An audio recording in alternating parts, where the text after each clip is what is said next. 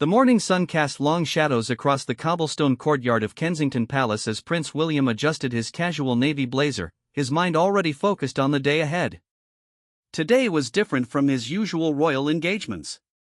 Today, he would be accompanied by his eldest son, Prince George, on a visit that would mark a significant moment in the young prince's understanding of the world beyond palace walls.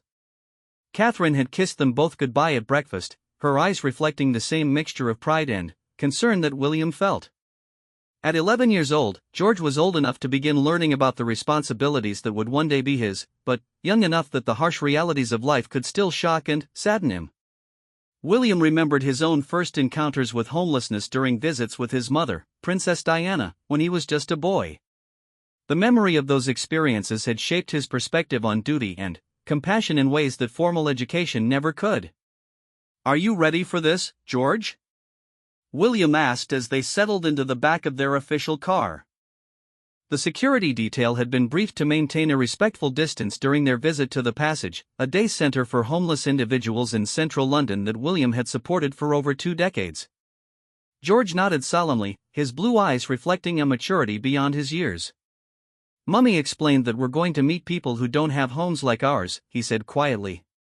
"She said it's important to understand that not everyone is as fortunate as we are." William smiled at his son's earnest response, recognizing Catherine's gentle guidance in those words. She had spent considerable time preparing George for this visit, explaining the concept of homelessness in age-appropriate terms while emphasizing the dignity and worth of every person they would meet. As their convoy made its way through London's busy streets, William pointed out landmarks to George while simultaneously preparing him for what lay ahead. "The people we'll meet today have had different experiences than us," he explained. "Some may have lost their jobs, some might have been ill, and others may have had difficult family situations. What's important to remember is that they're all human beings deserving of respect and kindness." The Passage had been a cornerstone of William's charitable work since he first became patron in 2019, though his connection to the organization stretched back much further. He remembered walking through these same doors as a young man, guided by staff who patiently explained their mission to provide not just immediate relief but pathways to independence and stability. Today's visit had been planned meticulously. The center's CEO, Mick Clark, had worked closely with William's office to ensure that the experience would be meaningful for both father and son while respecting the privacy and dignity of the individuals they served. Regular visitors to the Passage had been informed about the royal visit, and those who felt comfortable participating had agreed to share their stories. As they approached the building, George pressed his face to the window, taking in the modest exterior of the Victorian-era structure. "It doesn't look like much from the outside," he observed. "Sometimes the most important work happens in the most unassuming places," William replied. "Your great-grandmother, Diana, taught me that some of the most profound experiences come from connecting with people whose lives are very different from our own." The car pulled to a gentle stop, and William felt the familiar flutter of anticipation mixed with responsibility that accompanied these visits. He had learned over the years that authentic engagement required him to set aside his royal persona and simply be present as one human being connecting with another. Mick Clark greeted them at the entrance, his weathered face breaking into a warm smile. A former rough sleeper himself, Mick had worked his way up through the Passage's programs to become a powerful advocate for those experiencing homelessness. His personal journey from the streets to leadership had made him an invaluable bridge between the royal family and the community they served.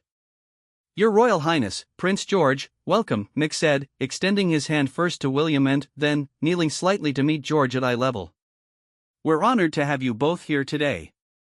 George shook Mick's hand with the careful politeness he had been taught, but William could see the curiosity in his son's eyes. This was likely the first time George had met someone who had experienced homelessness firsthand, and the normalcy of the interaction seemed to surprise him.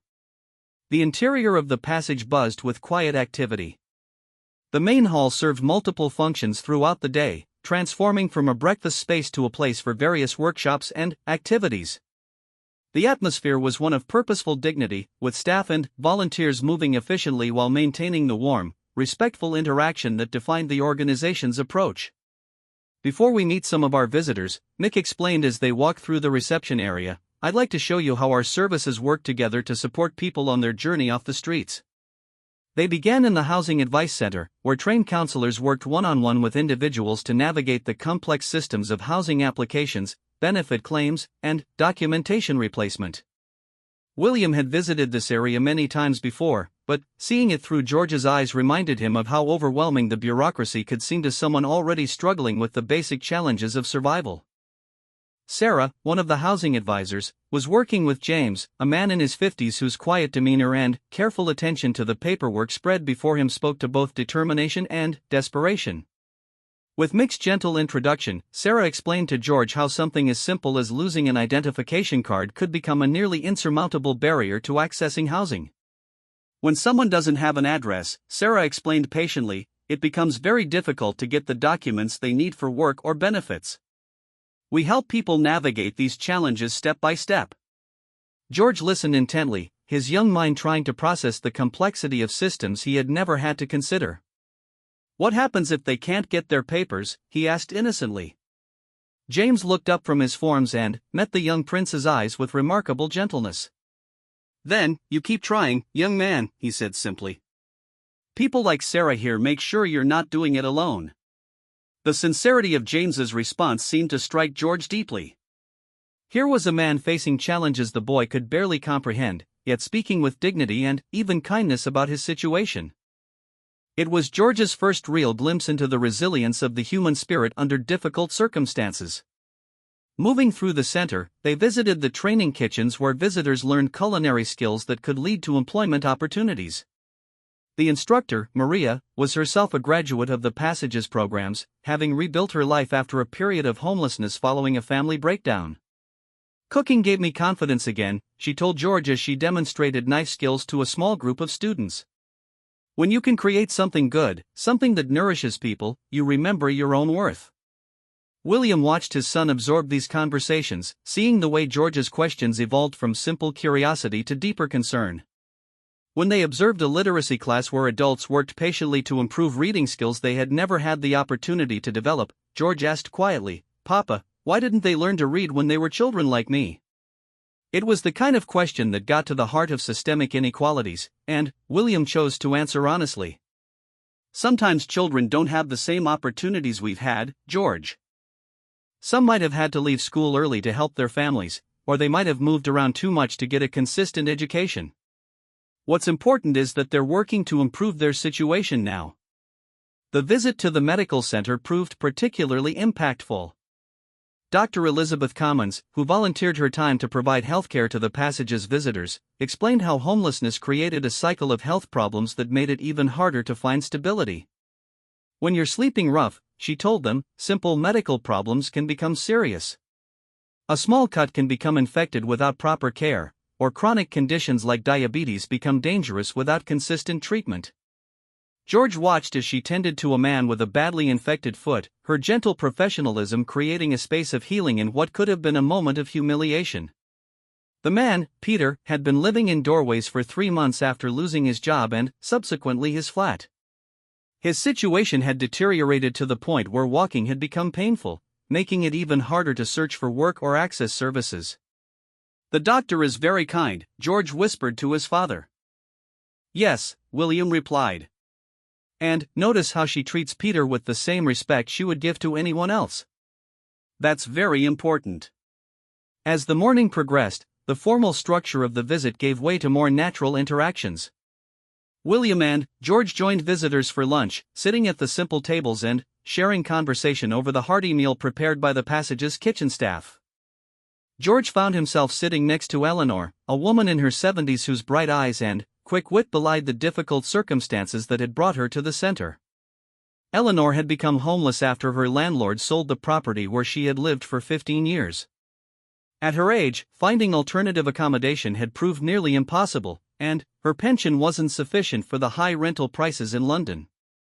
Yet she spoke about her situation with a remarkable absence of self-pity, focusing instead on her gratitude for the Passages' support. "I worked as a nurse for 40 years, she told George proudly. "Helped bring dozens of babies into this world. Never thought I'd find myself in this situation, but life has a way of surprising you." George was fascinated by Eleanor's stories of her nursing career, asking questions about the baby she had helped deliver and the family she had cared for.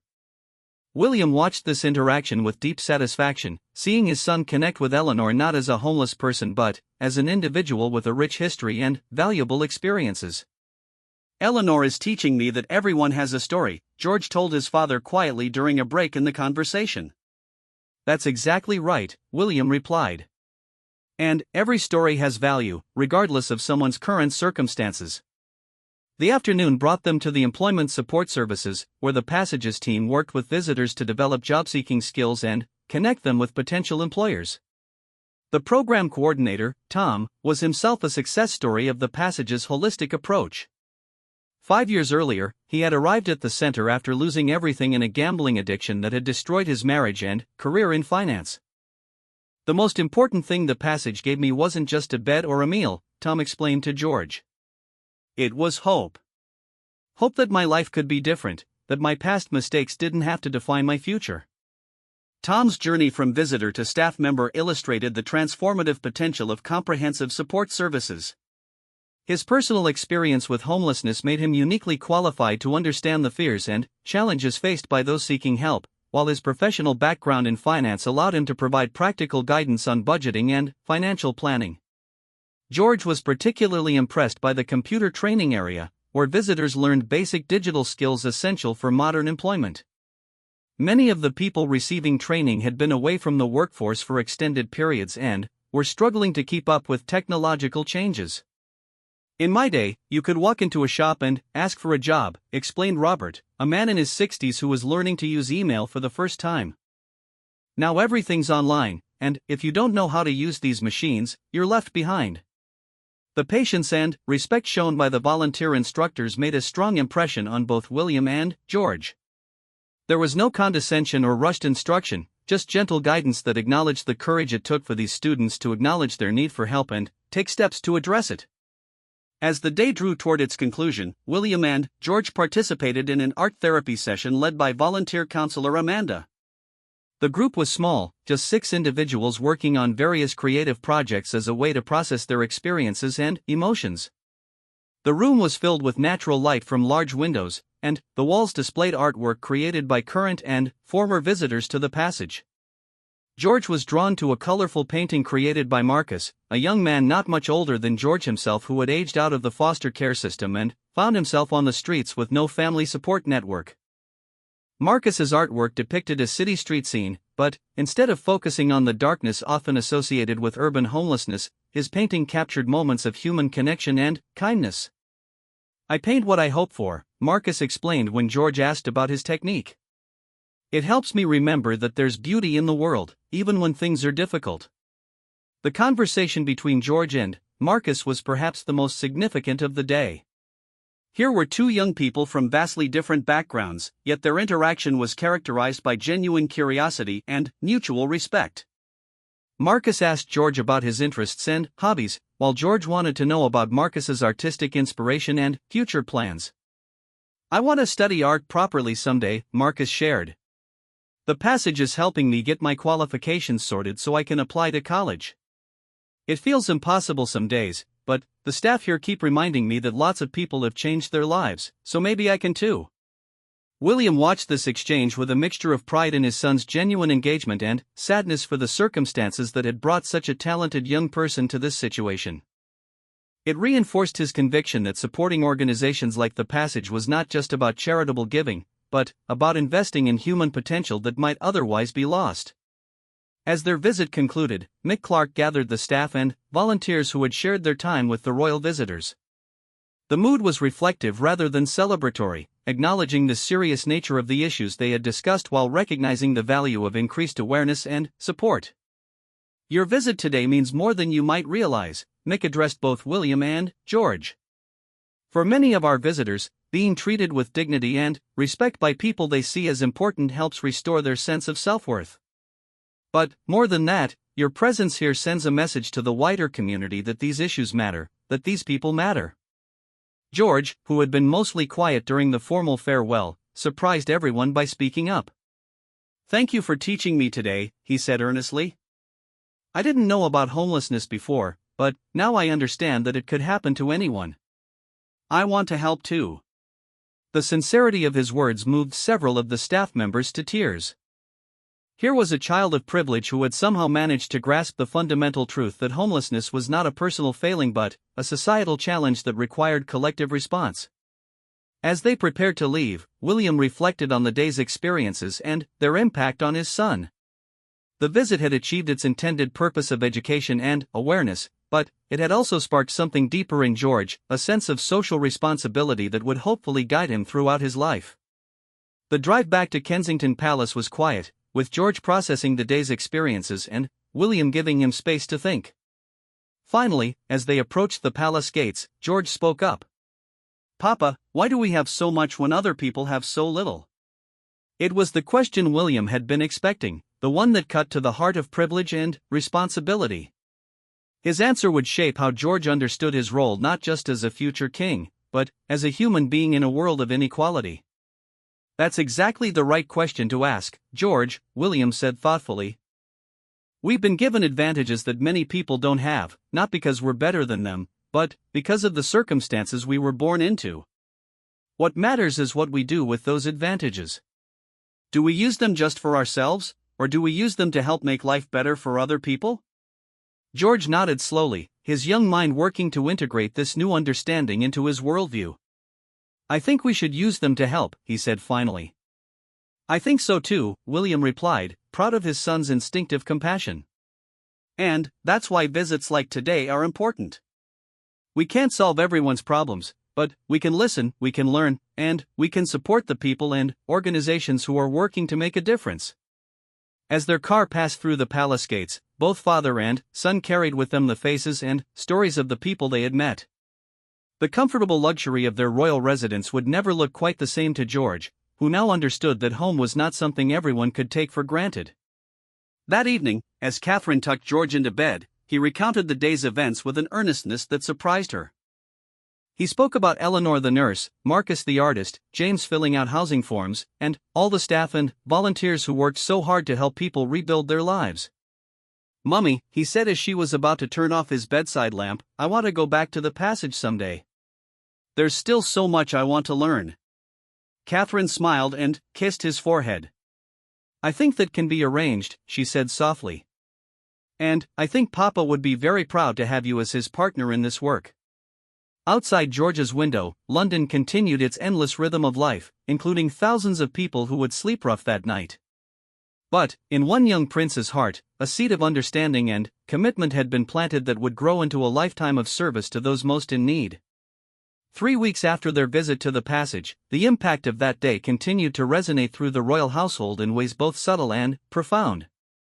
George had become noticeably more aware of social inequalities, asking thoughtful questions about the homeless individuals he occasionally saw during their public outings and expressing genuine concern for their welfare. Catherine noticed that he had started setting aside a portion of his pocket money, explaining that he wanted to help people like Eleanor and Marcus. William had been equally affected by watching his son's awakening social consciousness. The visit had reminded him of his own mother's approach to royal duty, the belief that genuine engagement with society's most vulnerable members was not just charitable obligation but essential to understanding the role of modern monarchy. Diana's legacy of compassion had been passed down to him, and now he was witnessing its emergence in the next generation. The royal household's senior advisors had taken note of the positive public response to the father-son visit. Media coverage had been overwhelmingly favorable, focusing on the authenticity of the interactions and the educational value of exposing young royals to social issues. More importantly, the passage had reported a significant increase in both volunteer applications and donations following the publicity around the visit. Mick Clark had called William personally to share the impact statistics. "Your visit brought us more than just media attention," he explained during their phone conversation. "We've had inquiries from 6 other major homeless charities wanting to collaborate on similar educational programs. There's something powerful about seeing a child engage with these issues that makes adults reconsider their own assumptions." This feedback had sparked an idea in William's mind. What if George's initial exposure to homelessness could be expanded into a broader educational journey? Rather than treating their visit as a one-off charitable engagement, they could develop a more comprehensive understanding of social issues through direct experience and ongoing relationship building. The opportunity to put this idea into practice came sooner than expected. Crisis, another major homelessness charity, had invited William to tour their new employment center in East London. The facility represented an innovative approach to addressing homelessness through intensive job training and placement services, with an impressive track record of helping people transition off the streets permanently. When William mentioned the invitation to Catherine over breakfast one Saturday morning, George immediately looked up from his cereal with interest. "Could I come too, Papa?" he asked earnestly. "I've been thinking about the people we met, and I'd like to learn more about how to help them." Catherine exchanged a meaningful look with William. They had both been impressed by George's sustained interest in the topic and his mature questions about social responsibility. After the success of the previous visit, they agreed that continued exposure would be valuable for his development as a future monarch. The Crisis Centre was located in a renovated warehouse in Stratford, an area of East London that had undergone significant regeneration following the 2012 Olympics. The building's modern glass facade and open interior design reflected the organization's forward-thinking approach to addressing homelessness through comprehensive support services. John Sparks, the CEO of Crisis, greeted them in the bright reception area. A soft-spoken man with decades of experience in housing policy, John had built Crisis into one of the UK's most effective homelessness organisations through his emphasis on evidence-based interventions and long-term outcomes rather than just temporary relief. "Prince George, I understand this isn't your first time learning about homelessness," John said warmly as he shook the young prince's hand. "That's wonderful. Most adults never take the time to understand these issues, so you're already ahead of many grown-ups." George straightened slightly at this recognition of his growing knowledge. "I met lots of people at the passage," he replied. "They taught me that anyone can become homeless, and it's not their fault." John smiled at this response, recognizing the sophisticated understanding that George had already developed. "That's exactly right. And, here at Crisis, we focus on helping people not just find somewhere to live, but build the skills they need to stay housed permanently." The tour began in the assessment center, where newly arrived clients worked with counselors to identify their specific needs and develop personalized action plans. Unlike the drop-in model of many homeless services, Crisis operated more like a college, with structured programs and clear progression milestones. William had visited similar facilities before, but seeing them through George's eyes reminded him of how innovative these approaches really were. Traditional homeless services often focused on managing the crisis rather than addressing its underlying causes, but Crisis had developed a model that treated homelessness as a solvable problem rather than a permanent condition. Their first stop was the Digital Skills Classroom, where 12 individuals were learning basic computer literacy. The instructor, Patricia, was a former teacher who had volunteered at Crisis for 3 years after retiring from the education system. Her classroom management skills translated perfectly to working with adults who often had negative associations with formal learning. "Many of our learners haven't been in a classroom setting for years or even decades," Patricia explained as they watched students work through online tutorials. "Some never had positive educational experiences as children. We have to rebuild confidence alongside teaching technical skills." George observed the intense concentration on the students' faces as they navigated websites and practiced typing. One woman, Janet, was clearly struggling with the mouse coordination, her frustration evident as she repeatedly missed the icons she was trying to click.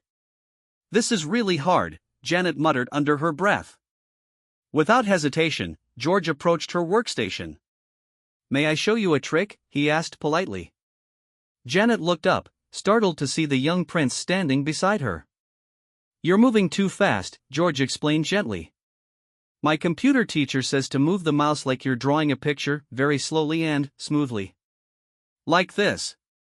He demonstrated the motion without touching her mouse, showing the smooth, deliberate movement that would give her better control.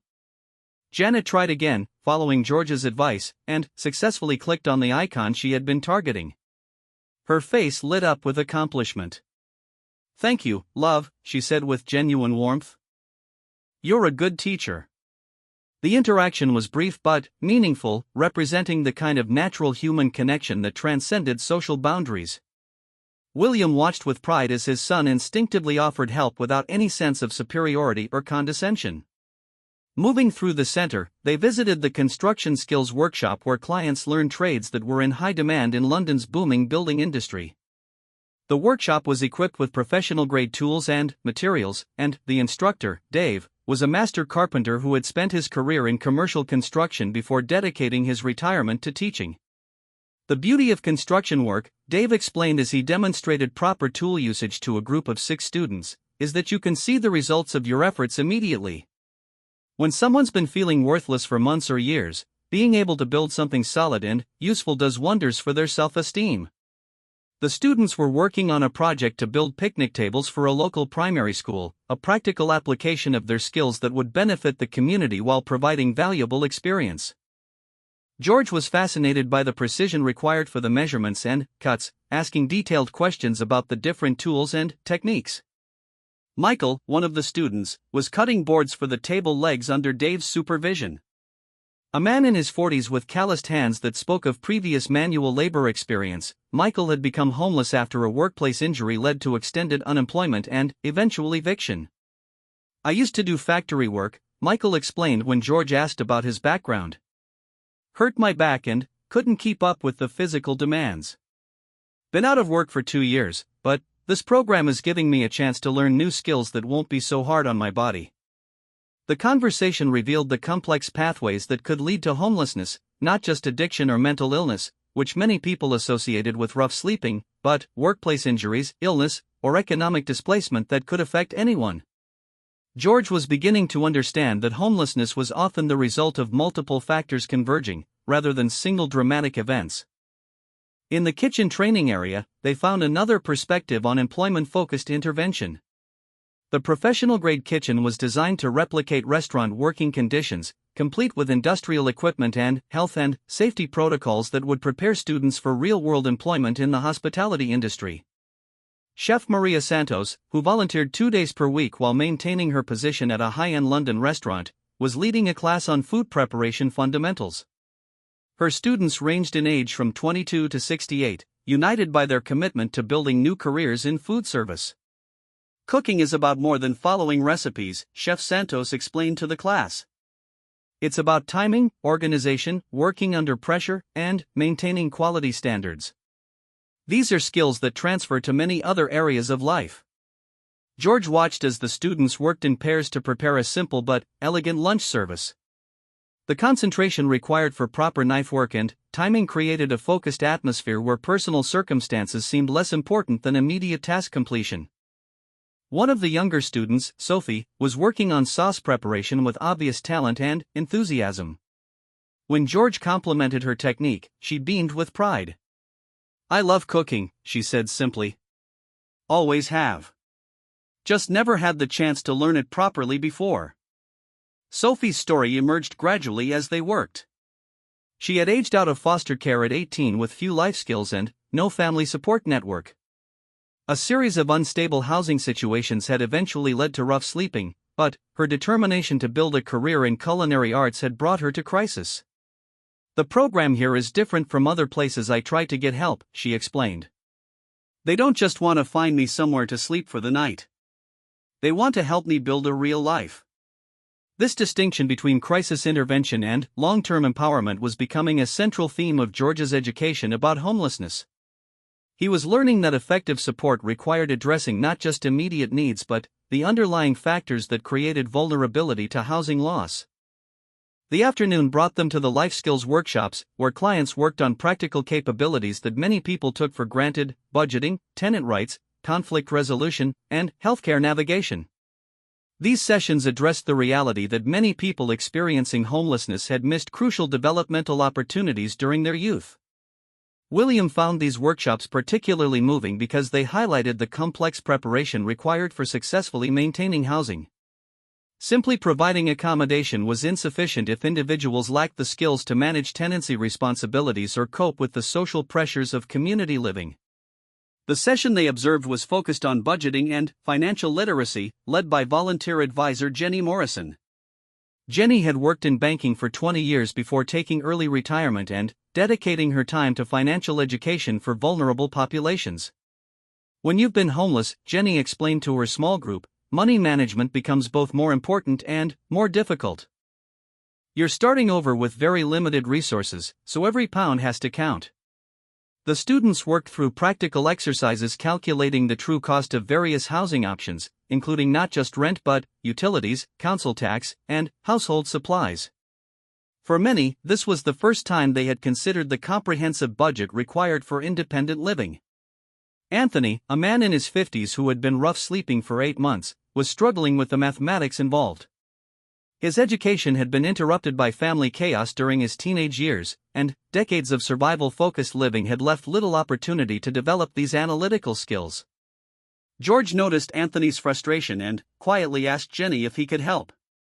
With her permission, he sat beside Anthony and patiently worked through the calculations, breaking down the complex budget into manageable steps. "You're really good at this," Anthony said with genuine appreciation.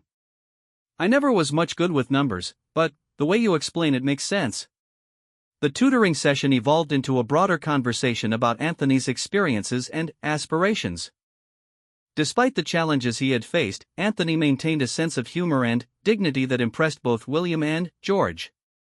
His goal was to find stable housing and reconnect with his adult daughter, whom he hadn't seen since his life had fallen apart following his wife's death from cancer.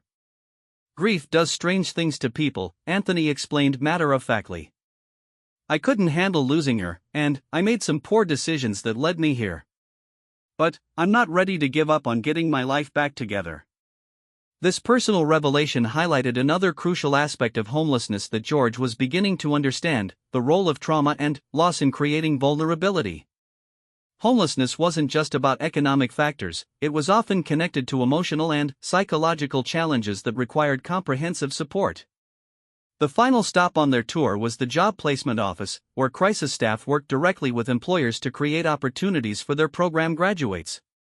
The walls were covered with success stories, photos, and brief descriptions of individuals who had completed training programs and secured sustainable employment.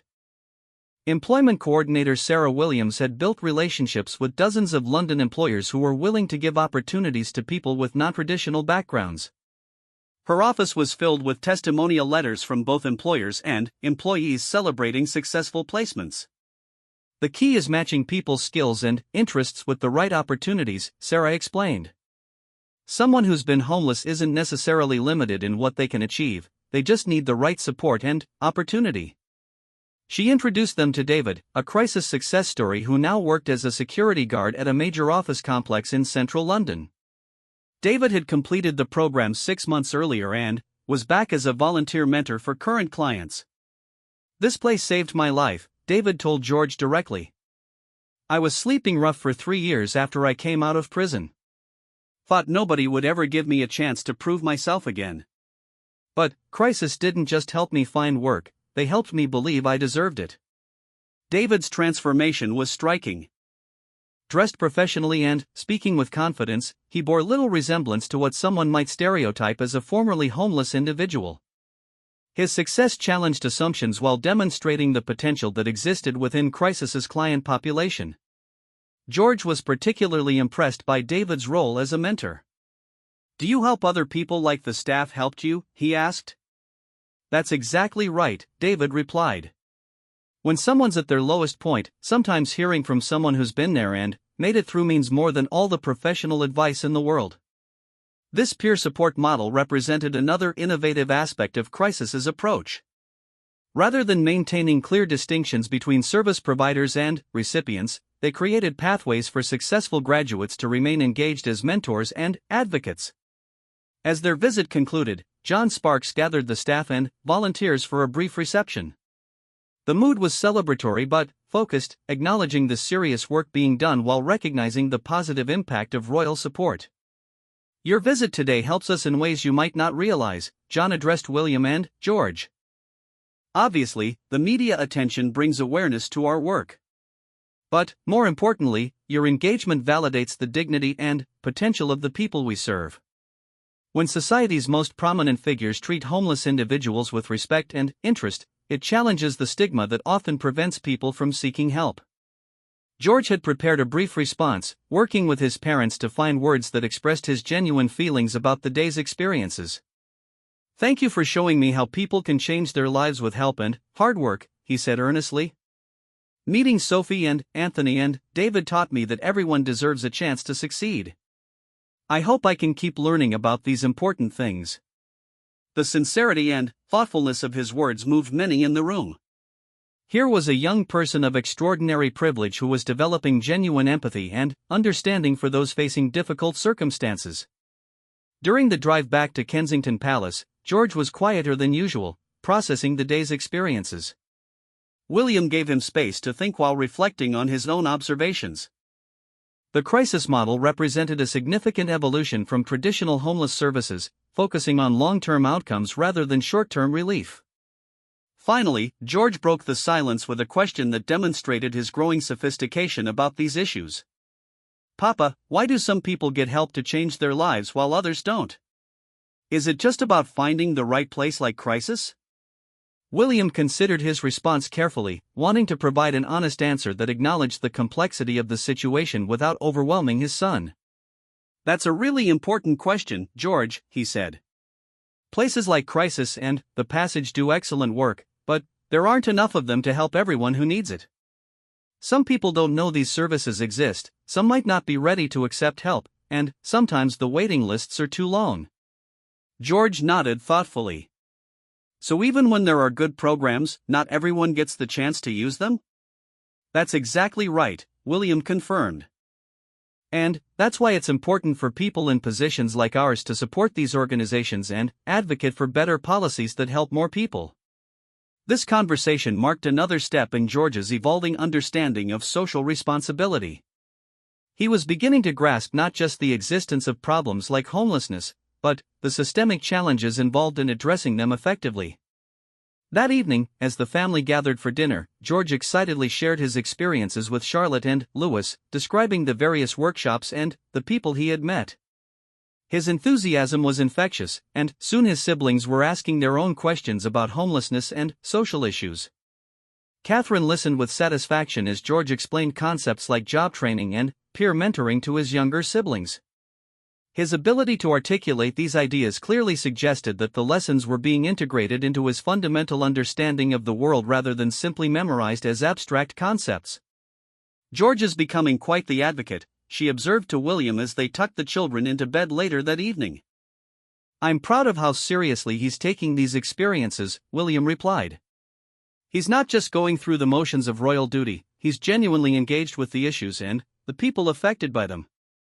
Outside their windows, London settled into another night, including the hundreds of individuals who would sleep rough despite the excellent work being done by organizations like Crisis and The Passage. But, in the royal nursery, 3 young minds were developing an awareness of social responsibility that would hopefully guide them toward meaningful contributions to addressing these challenges. George's journey of discovery was just beginning, but already the seeds of compassionate leadership were taking root. The combination of direct experience, thoughtful guidance from his parents, and his own natural empathy was creating a foundation for the kind of engaged monarchy that could make a real difference in people's lives. As he drifted off to sleep, George's mind was filled with images of the day, Sophie's passion for cooking, Anthony's determination to rebuild his relationship with his daughter, David's transformation from rough sleeper to successful mentor. These were no longer abstract concepts but real people whose stories would stay with him as his understanding of royal duty continued to evolve. The autumn months that followed George's visits to The Passage and Crisis marked a period of deepening understanding and growing commitment to social issues that surprised even his parents with its intensity and sophistication. What had begun as an educational experience was evolving into a genuine passion that influenced how the young prince viewed his future responsibilities. George had taken to reading news articles about homelessness with Catherine's help, asking thoughtful questions about government policies and social programs that would have challenged many adults. His bedroom wall now displayed a world map where he had marked countries according to their homelessness rates, a project that had emerged from his curiosity about whether the problems he had observed were unique to Britain. The transformation in George's perspective had not gone unnoticed by his teachers at Lambrook School. His headmaster had mentioned to William and Catherine that George had delivered an impromptu presentation to his classmates about homelessness during a social studies discussion, demonstrating both factual knowledge and genuine emotional investment in the topic. He spoke about the people he had met as individuals with names and stories, the headmaster had reported. Rather than treating homelessness as an abstract social problem, he made it personal and real for his classmates. Several of them went home and asked their parents about volunteer opportunities. This ripple effect of George's advocacy among his peer group reflected the power of authentic engagement to inspire others. William recognized parallels to his own childhood experiences with Diana, who had understood that genuine social awareness often had more impact than formal charitable obligations. The opportunity to expand George's understanding came through an unexpected source. Dr. Rachel Morrison, a researcher at King's College London who studied youth homelessness, had reached out to William's office with a proposal for a different kind of educational experience. "Your son has had excellent exposure to services for adult homelessness," Dr. Morrison explained during a meeting at Kensington Palace. "But young people who are homeless face unique challenges that require specialized responses. If Prince George is serious about understanding these issues comprehensively, he should learn about how homelessness affects people his own age." The prospect of George meeting homeless young people initially concerned Catherine, who worried about the psychological impact of such encounters. However, Dr. Morrison assured them that the young people at Centrepoint, the UK's leading youth homelessness charity, were carefully supported and would benefit from the interaction as much as George would. Centrepoint's approach to youth homelessness focused on intensive support during a critical period when young people were most likely to either establish independence or fall into long-term street culture. Their residential programs provided not just accommodation but comprehensive life skills training, education support, and psychological counseling. William had visited Centrepoint facilities before, but never with George, and never with the specific focus on peer interaction that Dr. Morrison was proposing. The visit would be structured around a youth council meeting where current and former residents discussed policy recommendations they were developing for government consideration. On a crisp November morning, William and George traveled to Centrepoint's flagship facility in central London. The building's exterior was unremarkable, but the interior buzzed with the energy of young people engaged in purposeful activity. Unlike the drop-in atmosphere of adult homeless services, this environment felt more like a combination of student housing and community center. Say Yabakin, Centrepoint's CEO, welcomed them in the bright reception area decorated with artwork created by residents. A calm, thoughtful man with extensive experience in youth services, Say had built Centrepoint into the UK's most effective provider of youth homeless services through his emphasis on long-term outcomes and young people's voices in program design. "Prince George, we're excited to have you join our youth council meeting today," Say said warmly. "The young people have been looking forward to sharing their ideas with you and hearing your perspective as well." George straightened at this suggestion that he might have something valuable to contribute to the discussion. "I've been learning about homelessness, but I don't know very much about young people who don't have homes," he replied honestly. "That's perfect," Say responded. "The best way to learn is to listen to people who have experienced it themselves. Our council members are experts in youth homelessness because they've lived through it." The youth council meeting was held in a comfortable conference room where 8 current and former Centrepoint residents had gathered to discuss their policy recommendations. The group ranged in age from 16 to 22, representing diverse backgrounds and experiences that had led them to homelessness. Emma, 18 years old and the council's current chair, welcomed George and William with the confidence of someone accustomed to presenting to influential audiences. Her professional demeanor and articulate speech challenged any preconceptions about young people who had experienced homelessness. "We're working on recommendations for how the government can better support young people transitioning out of care," Emma explained as the meeting began. "Many of us became homeless after aging out of foster care, and we want to prevent that happening to others." The discussion that followed was sophisticated and policy-focused, with council members drawing on their personal experiences to identify systemic improvements. George listened intently as they outlined the challenges faced by young people leaving care at 18 with minimal life skills and no family support network. Jordan, a 19-year-old former resident who was now studying at university while volunteering with Centrepoint, explained the concept of practice independence, gradual transition support that would help young people develop necessary skills while maintaining a safety net. "When you turn 18 in care, you're supposed to be ready to live completely independently," Jordan said. "But most young people get support from their families well into their 20s. We shouldn't expect care leavers to manage without any help just because the government's responsibility officially ends. George was struck by the logic and fairness of this argument. That doesn't seem fair, he said thoughtfully. If your parents help you until you're older, then people without parents should get help too. The council members smiled at this straightforward assessment of their complex policy proposal. George's perspective as someone with extensive family support highlighted the inequity they were trying to address. Marcus, a 20-year-old who had been homeless for 6 months before coming to Centerpoint, shared his experience of trying to navigate adult responsibilities without preparation or support. His story illustrated how quickly circumstances could deteriorate when young people lacked practical skills and emotional resources. I knew how to read and write, but nobody ever taught me how to pay bills or talk to landlords, Marcus explained.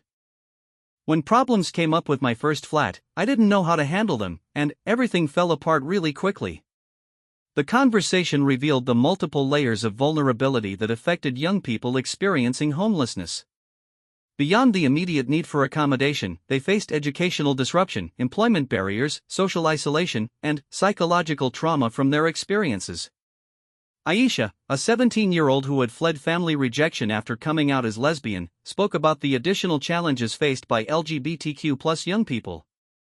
Her calm recounting of sleeping rough for 3 weeks before finding Centerpoint demonstrated remarkable resilience while highlighting the specific risks faced by sexual and gender minorities. Some young people become homeless because of who they are, not because of anything they've done wrong, Aisha explained to George. That's especially hard because the very people who should keep you safe are the ones who've rejected you. George's response to Aisha's story revealed the depth of empathy he had developed through his previous experiences. I'm sorry that happened to you, he said simply. Everyone should be safe with their family.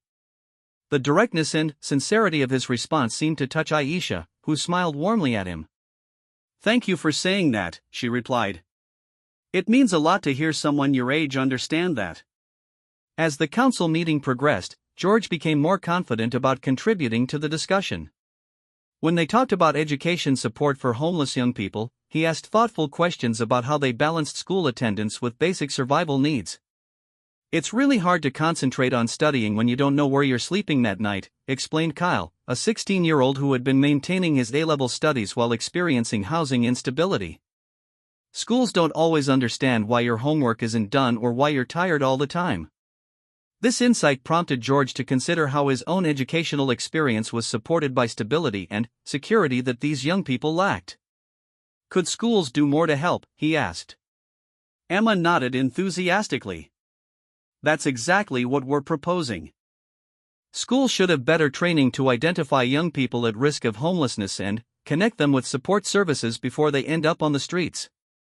The policy recommendations developed by the Youth Council were comprehensive and evidence-based, reflecting both their personal experiences and their engagement with research and advocacy training provided by Centerpoint. George was impressed by their knowledge and professionalism, which challenged stereotypes about young people in crisis. After the formal meeting, George and William joined the council members for lunch in Centerpoint's communal dining room. The casual environment allowed for more personal conversations that deepened George's understanding of the individual stories behind the policy discussions.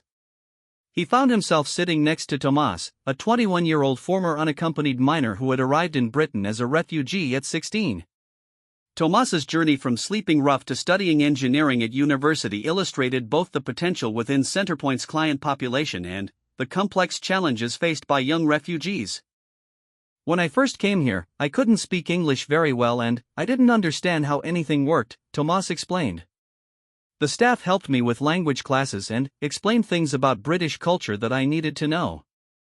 George was fascinated by Tomas's descriptions of adapting to a completely different society while simultaneously dealing with trauma from his experiences in his home country. That must have been really scary, he observed. Yes, it was, Tomas agreed. But also exciting because there were opportunities here that I never could have had at home. Centerpoint helped me see that even though my situation was difficult, I could still achieve my goals. The conversation with Tomas highlighted another dimension of youth homelessness that George hadn't previously considered, the intersection with immigration and refugee issues. He began to understand how multiple forms of vulnerability could compound to create particularly complex challenges. During the afternoon, they visited Centerpoint's education and training facilities, where young people worked on qualifications and job skills while receiving ongoing support. The atmosphere was purposeful but relaxed, with staff and residents interacting as collaborators rather than in traditional service provider-client relationships. In the digital media workshop, George met Zara, an 18-year-old who was developing graphic design skills while completing her A-levels through distance learning. Her talent was evident in the professional quality work displayed around the room, but her educational path had been disrupted by family breakdown and subsequent homelessness. "I want to study art and design at university," Zara explained as she showed George her portfolio.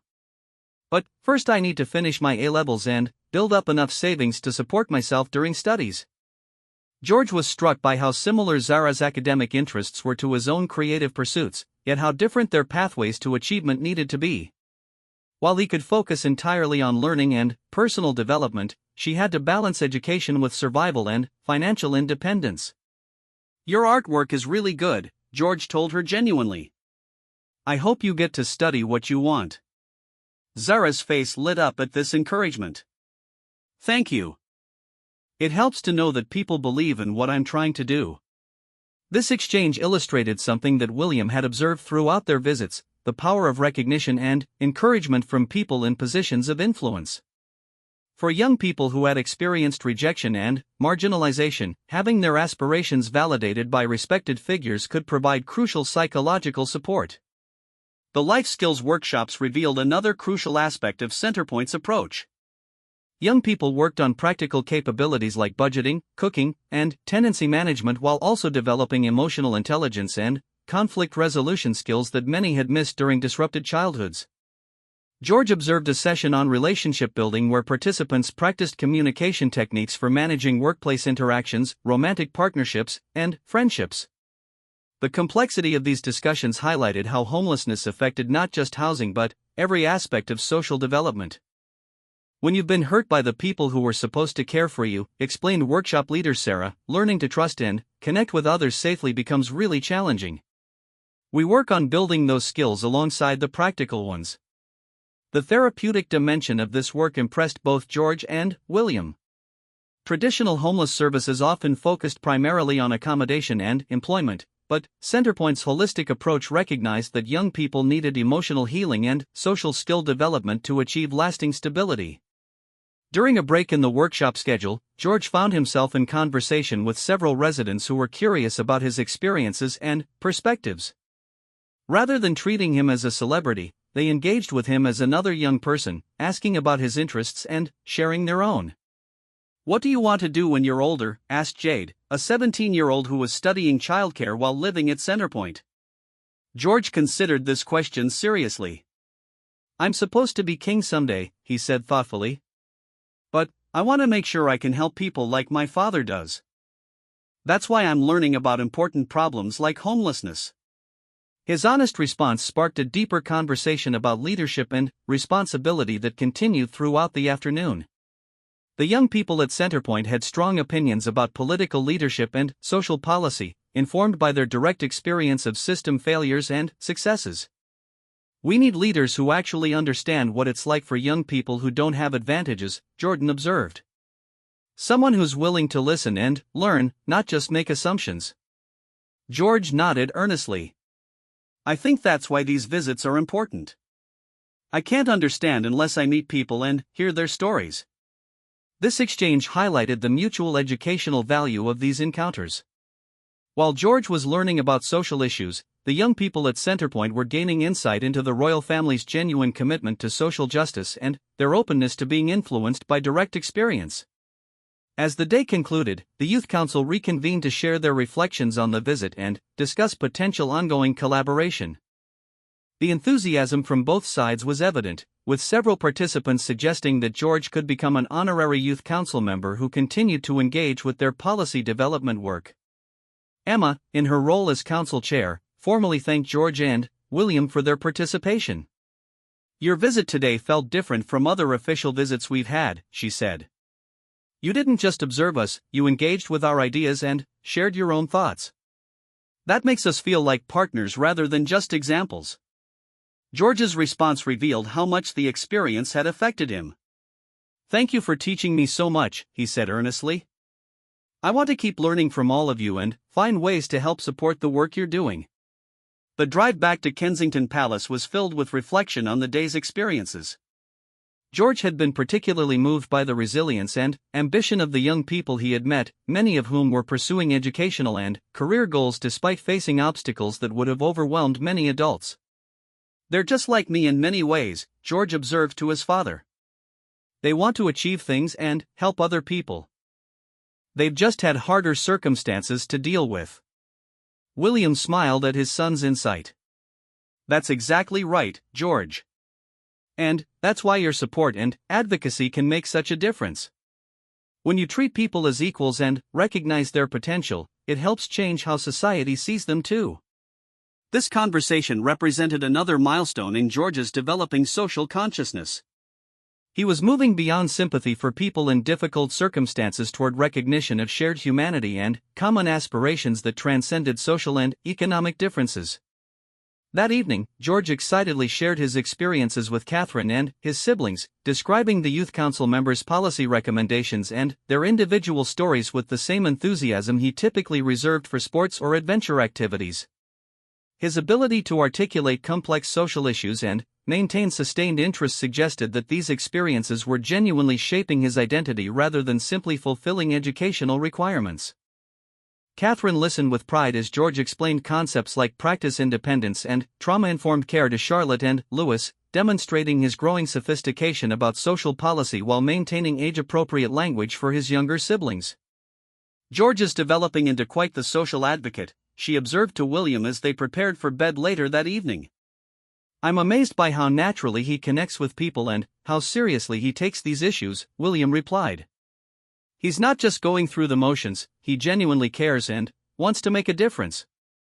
Outside the palace windows, London continued its endless rhythm, including hundreds of young people who would sleep rough that night despite the excellent work being done by organizations like Centrepoint. But, in the royal nursery, 3 young minds were developing an understanding of social responsibility that offered hope for more engaged and effective leadership in the future. George's journey of discovery was expanding beyond homelessness to encompass broader questions of social justice, equality, and the role of leadership in addressing systemic challenges. The combination of direct experience, thoughtful guidance, and his own natural empathy was creating a foundation for the kind of compassionate monarchy that could inspire real social change. As he fell asleep, George's mind was filled with images of the remarkable young people he had met, Emma's confident leadership, Tomas's determination to succeed despite enormous obstacles, Zara's artistic talent flourishing despite educational disruption. These were no longer statistics about youth homelessness but real individuals whose courage and resilience would influence his understanding of royal duty for years to come. The winter months following George's intensive education about homelessness brought an unexpected opportunity to put his newfound knowledge and passion into meaningful action. The royal household had received countless invitations for George to participate in various charitable activities, but it was his own initiative that led to the most significant development in his emerging social advocacy. During a family dinner conversation about Christmas traditions, George had asked why the royal family opened presents on Christmas Eve while many people had no presents at all. His question sparked a broader discussion about privilege and responsibility that continued for several days, with George proposing that the family should do something special for people experiencing homelessness during the holiday season. "Could we invite some of the people we met to have Christmas dinner with us?" George had suggested earnestly. "I know Eleanor and Marcus and the others probably don't have families to celebrate with." While logistical and security constraints made a royal Christmas dinner impossible, George's impulse toward inclusive celebration inspired William and Catherine to develop a more feasible but equally meaningful alternative. They would organize a special Christmas event at Centrepoint, bringing together young people from the organization with volunteers, staff, and special guests for an evening of celebration and community building. The planning process became an education in itself for George, who worked closely with Centrepoint staff to design an event that would be meaningful for participants rather than simply ceremonial. He insisted that the evening should include activities that allowed everyone to contribute something valuable, rather than positioning the royal family as benefactors dispensing charity to grateful recipients. It should feel like a real party where everyone belongs, George explained to Emma during one of several planning calls they held in the weeks leading up to the event. The youth council chair had become an unofficial advisor to George on youth homelessness issues, and their regular conversations had deepened both their mutual respect and their shared commitment to effective advocacy. Emma's perspective on the Christmas event reflected the sophisticated understanding of dignity and empowerment that characterized Centerpoint's approach. "The best thing about this idea is that you're not trying to save us," she told George directly. "You're trying to celebrate with us. That makes us feel like real people, not just problems to be solved." The Christmas celebration was scheduled for December 22 at Centerpoint's main facility, with plans for approximately 50 participants including current residents, recent graduates, staff members, volunteers, and special guests. Rather than a formal dinner with speeches, the evening would feature collaborative cooking, games, music, and storytelling that encouraged natural interaction across traditional social boundaries. George had specifically requested that the event include opportunities for participants to share their talents and achievements, ensuring that the focus would be on recognizing everyone's contributions rather than highlighting the royal family's presence. This approach reflected his growing understanding that effective social engagement required genuine mutuality rather than one-way charitable giving. On the day of the event, George could barely contain his excitement as he and William prepared to leave Kensington Palace. He had spent weeks working on a presentation about his experiences learning about homelessness, planning to share his journey of discovery with the Centerpoint community and explain how they had influenced his understanding of social responsibility. "Are you nervous about your speech tonight?" William asked as they traveled through London's busy pre-Christmas traffic. "A little bit," George admitted. "But mostly I'm excited to see everyone again and share what I've learned." Emma says some of the council members have achievements they want to celebrate too.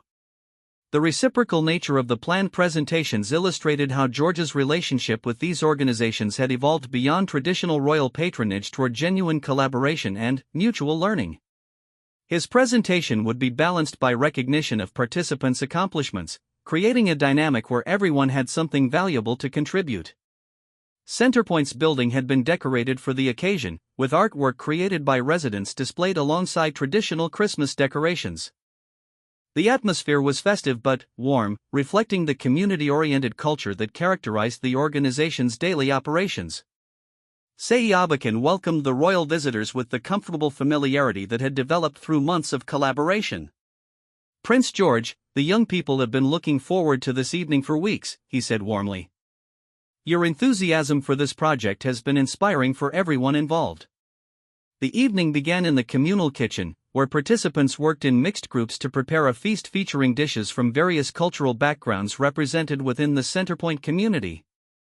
George found himself working alongside Tomas and Aisha, learning to make traditional Eritrean injera bread while sharing stories about his own family's Christmas traditions. The collaborative cooking created natural conversation opportunities that broke down social barriers more effectively than any structured icebreaker activity.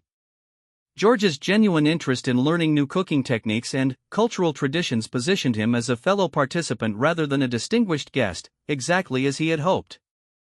"You're getting better at this," Aisha observed as George successfully flipped a piece of injera without tearing it. "Maybe you should consider a career in catering if the king thing doesn't work out." Her playful teasing reflected the comfortable rapport that had developed between George and the Centerpoint young people through their ongoing interactions. They treated him as a peer who happened to have unusual responsibilities rather than as a celebrity requiring special deference. Marcus, who had joined their cooking group after completing his preparations for Ethiopian Darawat, shared updates on his progress since their previous meeting.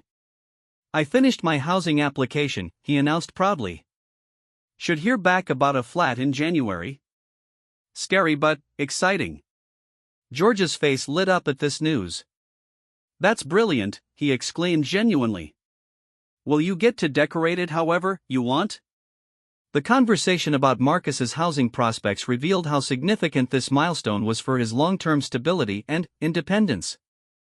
Moving from supported accommodation to independent tenancy represented both an achievement and a challenge that required ongoing emotional and practical support. The scariest part is that it'll be just me, Marcus admitted. No staff around if something goes wrong. But I think I'm ready for that responsibility now. William, who was working with a different cooking group but listening to nearby conversations, was struck by the matter-of-fact courage required for transitions that most people took for granted. The simple act of signing a lease represented a major life achievement for someone who had experienced homelessness. As the cooking progressed, the kitchen filled with the aromas of diverse cuisines and the sounds of laughter and animated conversation.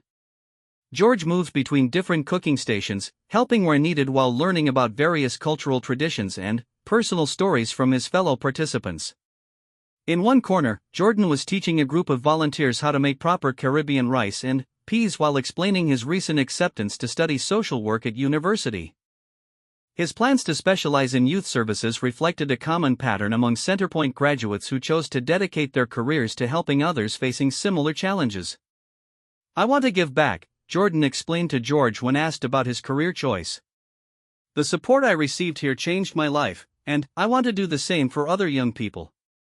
This commitment to service despite personal challenges impressed George, who was beginning to understand how often people who had received help became motivated to help others.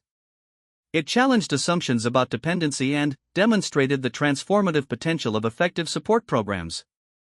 The dinner itself was served buffet-style in the main community room, with participants sitting at mixed tables that encouraged cross-pollination of conversations and perspectives.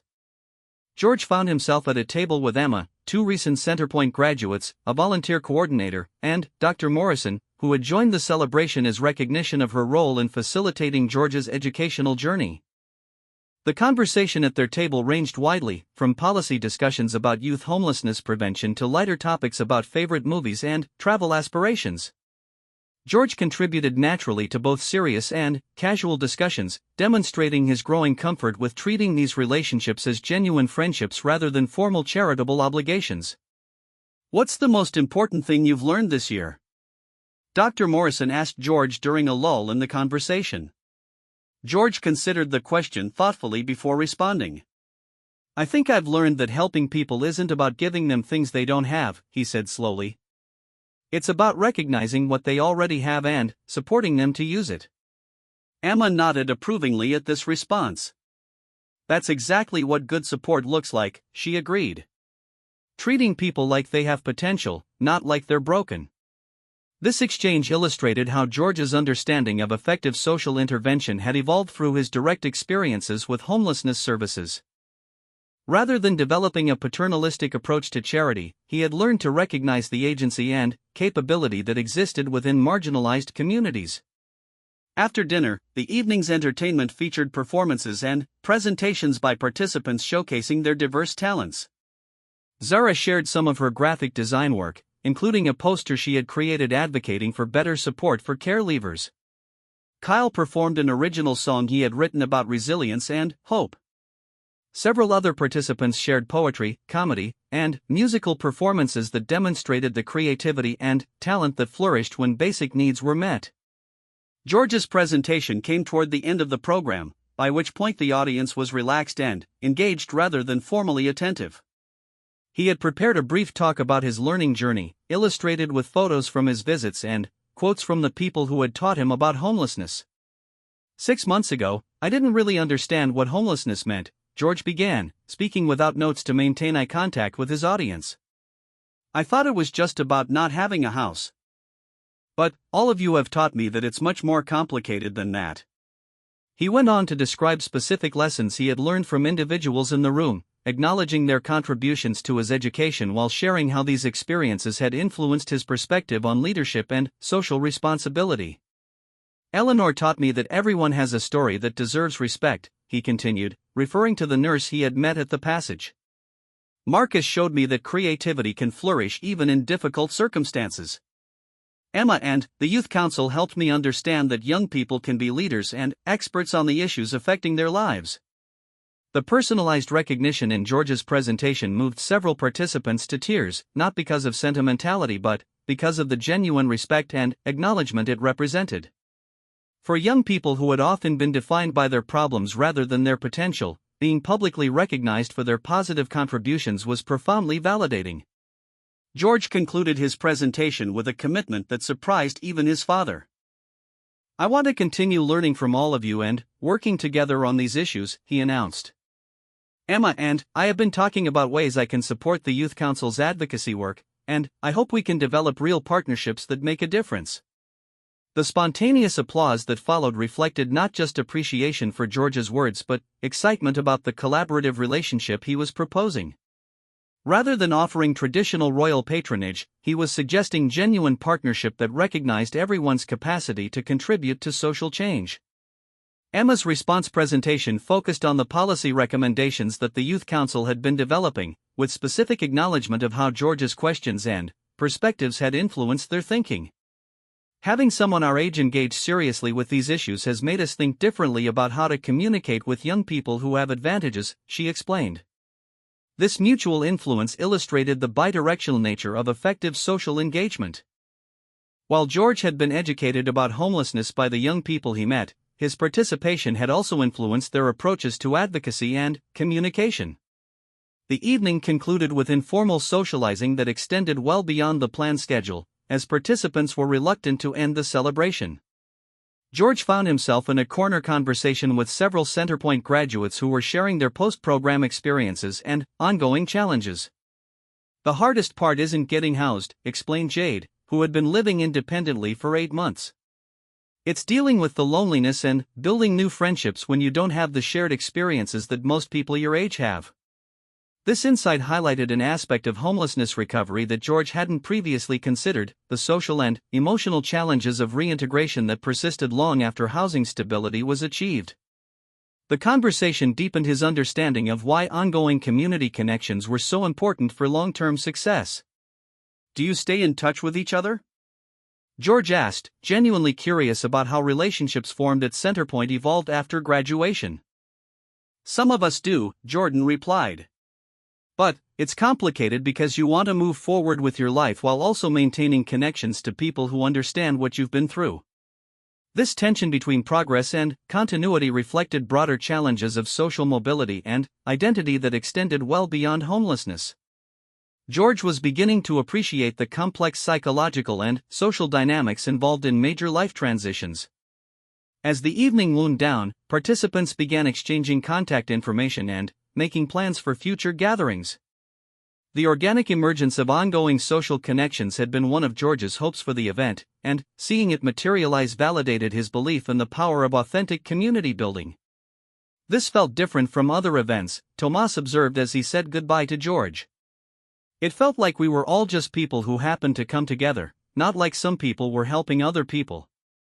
This distinction captured exactly what George had hoped to achieve through the collaborative approach to the celebration.